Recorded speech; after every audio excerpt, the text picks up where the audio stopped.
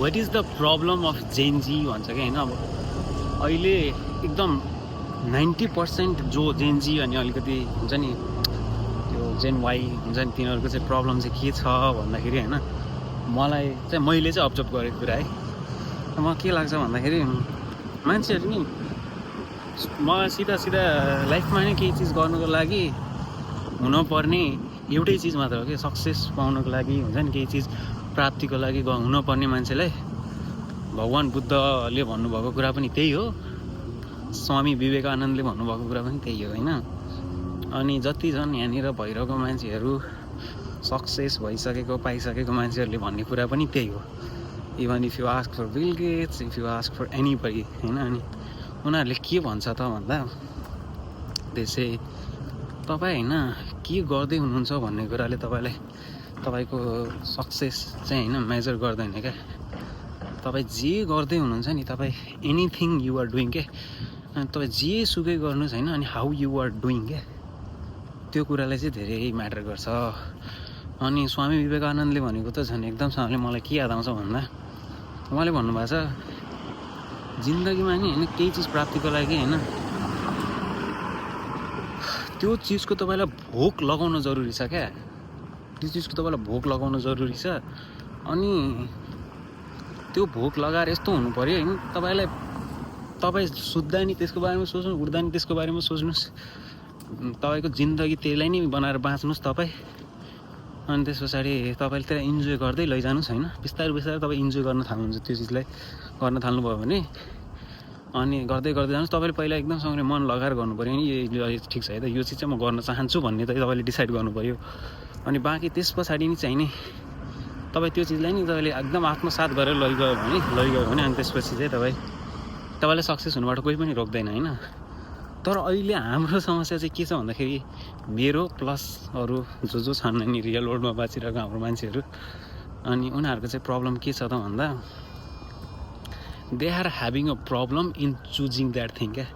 मैले नि के चिजलाई समातेर चाहिँ मैले त्यसरी अगाडि बढ्दिउँ भन्ने कुरा पनि मान्छेले डिसाइड गर्न सक्दैन। There are so many factors अनि डिस्ट्र्याक्सन्स, अनि जुन कुराले गर्दाखेरि चाहिँ मान्छे डिसाइड गर्न सक्दैन। अनि मान्छेले आफ्नो दिमागमा नि एउटा चिज बनाइरहेको हुन्छ, एउटा चिज म बन्छु भनेर सोचिरहेको हुन्छ, उसको एउटा आफ्नै वर्ल्ड इन दिस माइन्ड क्या, यो माइन्डमा नि एउटा आफ्नै वर्ल्डमा चलिरहेको हुन्छ त्यो मान्छे। अनि प्रत्येक व्यक्तिको त्यस्तै हुन्छ क्या, everybody has their own world they are living in their mind क्या। अनि त्यस पछाडि अनि सबको आफ्नो आफ्नो एउटा वर्ल्ड हुन्छ। अनि कुनै व्यक्ति चाहिँ के गर्न चाहिरहेको छु भन्ने म चाहन्छु भनिरहन्छ, अनि मेरो जसरी अर्कै चिज गरिरहेको हुन्छ। अनि कुनै व्यक्तिहरू चाहिएको चिज गरिरहेको हुन्छ, अनि के अरू डिस्ट्र्याक्सनले गर्दाखेरि यो गरौँ कि त्यो गरौँ भन्ने भएर बसिरहन्छ। यो यस्तै कारणहरूले गर्दाखेरि चाहिँ अनि मान्छे नि त्यो एउटा ट्र्याकमा पुग्न पाउँदैन क्या। Once you hit the track होइन, एन्ड यु आर अनस्टपेबल क्या। Once you hit the track you are unstoppable. अनि म चाहिँ त्यही भन्छु क्या। त्यही भएर नि मलाई नि कतै त्यो हुन्छ नि, मलाई त्यही भएर दुःख लाग्दैन कि म यो जिन्दगी यसरी बाँचिरहेको छु अनि त्यसपछि यस्तो भइरहेछ भन्ने कुरा छ नि, यो कुराले मलाई त्यही भएर दुःख लाग्दैन। किन दुःख लाग्दैन, that is the main reason मलाई चाहिँ दुःख लाग्दैन म जस्तो जिन्दगी बाँचे पनि जे गरेँ पनि के। किनभने मेरो माइन्ड चाहिँ मैले भने मेरो पनि एउटा वर्ल्ड छ, त्यो वर्ल्डमा नि अलरेडी मैले जितिसकेको छु क्या। मेरो त्यो यो वर्ल्डमा मैले अलरेडी जितिसकेको छु। अनि इट्स जस्ट के हो भन्दाखेरि भ्यालिडेसनको जरुरत हो कि बाहिरबाट नि अब त्यो ट्र्याकमा पुग्नु, त्यो वर्ल्डलाई र यो वर्ल्डलाई कनेक्ट गर्नको लागि नि बस एउटा जर्नीमा हिँड्नुपर्ने हो। अनि वन्स होइन सबैथिङ कम्स इन ट्र्याक, अनि त्यसपछि म पनि अनस्टपेबल हो। It takes time for some people, कसलाई प्रिभिलेज होला, केही चिज होला होइन, कुनै व्यक्तिले के होला, यो चाहिँ 100% हुन्छ क्या। म त त्यो दिमागभित्र पनि बसिसकेको छ क्या त्यो चिज, त्यो जुन त्यही चिज बाँचिरहेको छु, म त्यही चिज जिरहेको छु, त्यही चिजको बारेमा सोचिरहेको छु, जे गर्नु चाहिँ म त्यही चिजको बारेमा गरिरहेको छु होइन। अनि भनेपछि अनि इट्स जस्ट अबाउट टाइम, अनि त्यो चिज चाहिँ हुन्छ भन्ने चाहिँ नि माइन्ड सेट भइसक्यो भएर चाहिँ अनि त्यस्तो खासै डर लाग्दैन, म केही हुँदिनँ कि यस्तो हुँदैन कि भन्ने डरै लाग्दैन। यति हो कि म त आजभोलिको जिन्दगीलाई चाहिँ कसरी कटाउने भन्ने कुरामा चाहिँ मलाई टेन्सन हुन्छ। आजभोलि मैले बेस्ट बनाउन सक्नु भन्ने कुरामा सोध्छु होइन। अनि यहाँनिर रियलमा नि अलिकति प्रब्लम्सहरू धेरै छ क्या, चोदीहरू धेरै हुन्छ, अनेकौँ किसिमका हुन्छ नि, चाहिने नचाहिने कुराको टेन्सनहरू धेरै लिनुपर्छ।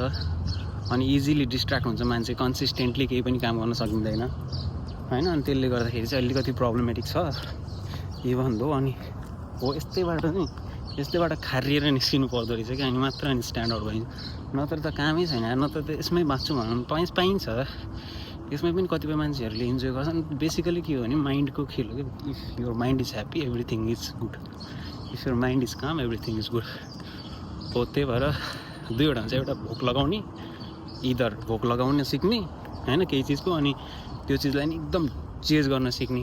अर्को भनेको यो वर्ल्डमा नि खुसी हुन सिक्ने, जे कुराबाट पनि।